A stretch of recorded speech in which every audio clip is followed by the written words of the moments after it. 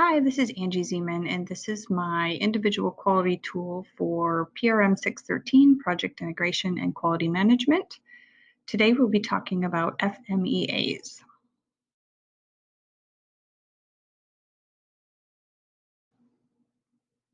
Find it hard getting management excited about FMEAs?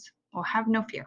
Today's objectives, we're going to talk about what FMEA is, a little background and history, how it relates to project management, when to use FMEAs, how to create an FMEA table, the advantages and limitations, alternative tools available to you, and then we'll wrap up with a conclusion.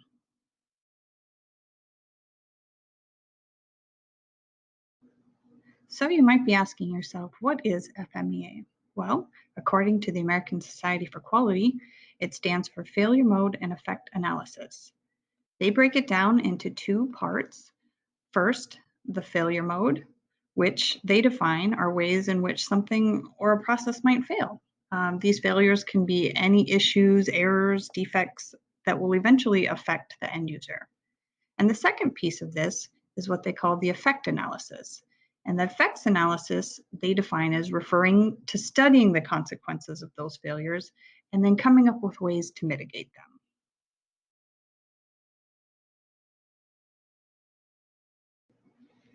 So FMEA is not new, and it's been around for about 70 years. And so when I was also on the ASQ webpage, I found that FMEA was first initiated in the late 40s by the US military, and they really used it as a step-by-step approach for identifying all possible failures in a design, a manufacturing or assembly process, or a product or service. So I was interested in the other industries that would maybe be using FMEA, and I came across the Quality Tool Training Protocol webpage, and they really extended the timeline to include other early adapters, which I thought was interesting and wanted to share. So 1949, the US military, in the 60s, NASA, and then really in the 70s and beyond, it's taken off into the auto industry.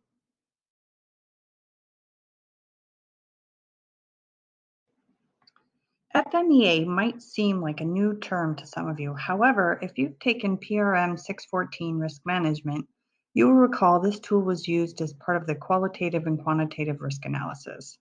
And it was described in PMI's Standard for Risk Management of 2009. Both the FMEA and fault tree analysis were used interchangeably.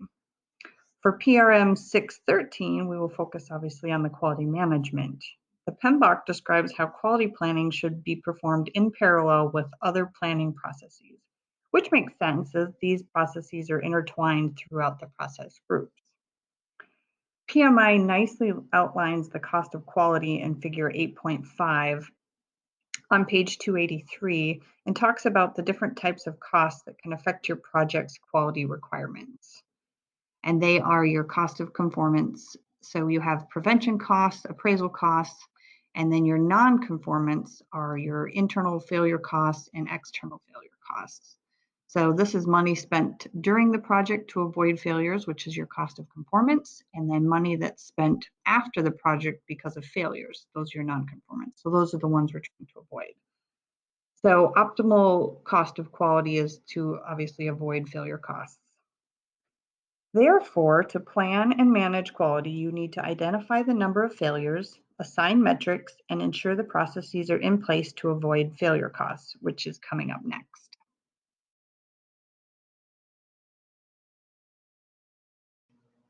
So are we ready to get started? There are 3 easy steps to remember for filling out an FMEA table.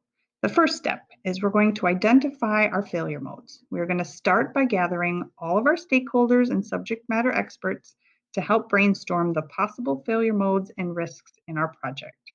Then we will discuss the impact, the possible causes, and the ease of detection. Once we do that, we are able to determine the priority or assign it a risk priority number. And this is done by rating the level of severity, occurrence, and detection of each of the risks and assigning it a number. And then the final step will be to assign our actions and to check it. So we are going to, once we've selected which risks we want to focus on, we're going to determine the detection techniques, make our action plan, and decide the best practice for mitigation. This way, we will eliminate the problem as quickly and simply as possible.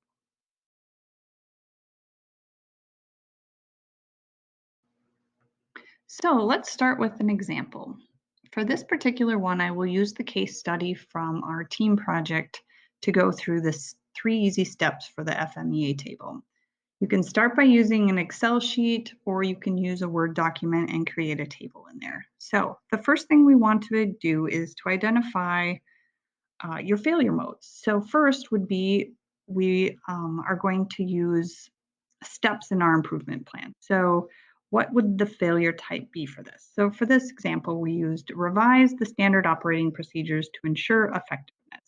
That's what we want to improve from last year's event. So our failure type would be that the staff are just not following the policies and procedures. So what's the impact to that? Well, there could be a disruption in operations. Well, what's the cause? Well, the cause could be that the version of the standard operating procedure they're using is out of date. How would we detect this? Well, we could check updates to make sure that they were made to the standard operating procedures. And you would continue down this plan identifying all of the different steps. So I put one more example in this particular case. The other one would be to properly train the staff and volunteers. The failure type in this would be that the staff do not follow the training protocols. So what's the impact of that? Well, they won't understand the responsibilities that they have for the event. What are some of the causes for them not following the training? Well, perhaps they were out on illness, like they were sick. And then how could we detect that? Well, we could detect it by verifying that the training had occurred with a sign-off sheet. So once you exhaust all your possibilities and your failure types, the next step, step 2, is to assign them the severity, occurrence, and detection a number. So I used a scale of 1 to 10, 1 being not likely to happen, 10 being very likely to happen.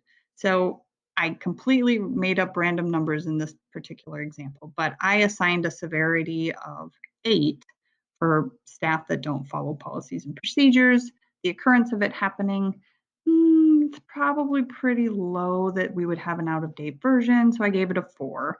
And then the detection mode, again, I think pretty low that, we'd be able to identify or detect this, so I gave it a 3.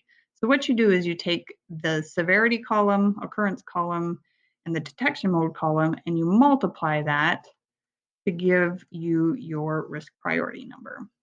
And you'll, like I said, do this for every one of your identified failures. And then the top priority numbers, or your top risk priority scores, will be the ones that you want to mitigate, which are then step 3. So here you would have your recommendation action, your responsibility, a target date, and the action that should be taken. So for this particular example, we will have job aids available to the staff and volunteers at the event. Who's going to be responsible? We call them the team lead. The target date will be 10/25/2020, which is the date of our event. And the action that they must do is place a job aid at the event in the event that somebody isn't trained to the SOPs.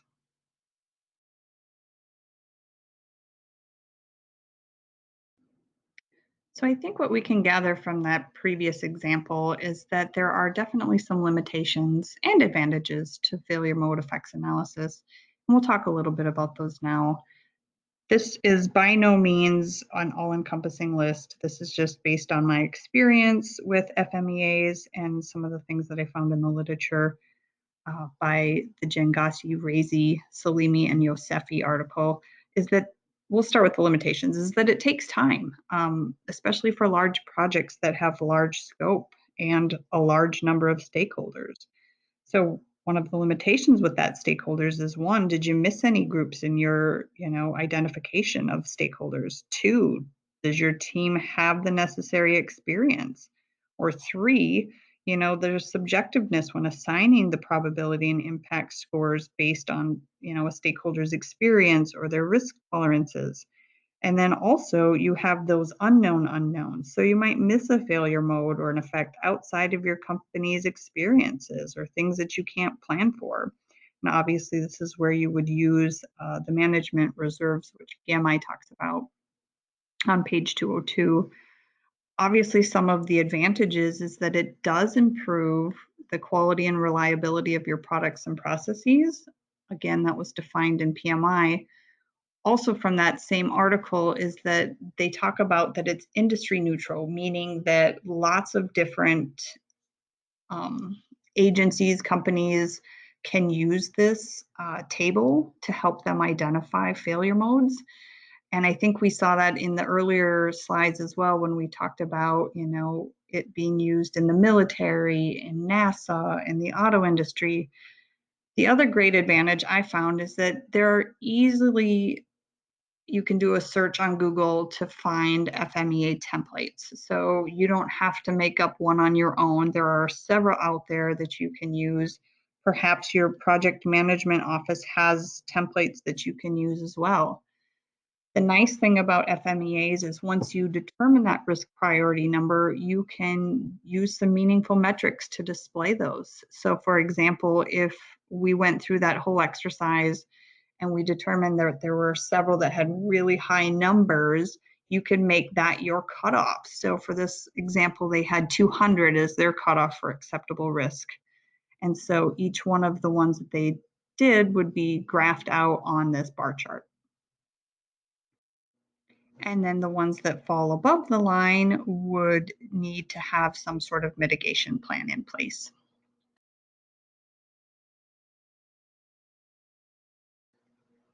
So what are your alternatives to using the FMEA table? As mentioned earlier, there is the fault tree analysis, which PMI described as an interchangeable with the quality risk analysis. And basically what this is to me, a visual tool that you use to explore the causes of system level failures. So this top part of your tree here are your system level failures. And then you're using kind of a top-down problem-solving approach to identify the basic or root causes of the events that made the system fail.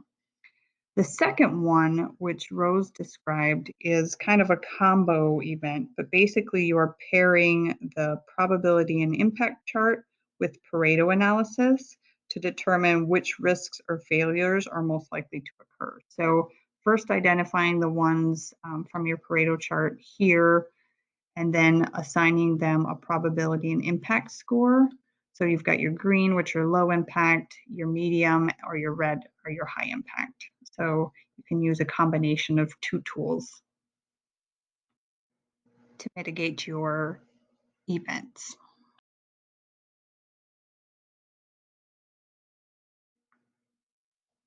So FMEA is a useful tool for avoiding future errors and improving the reliability of the process and or the product.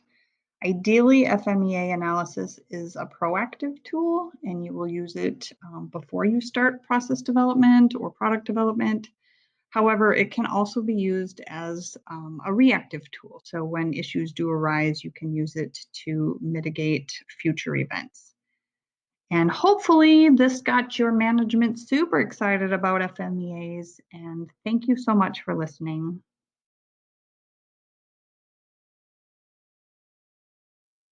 I'm happy to answer any questions you have.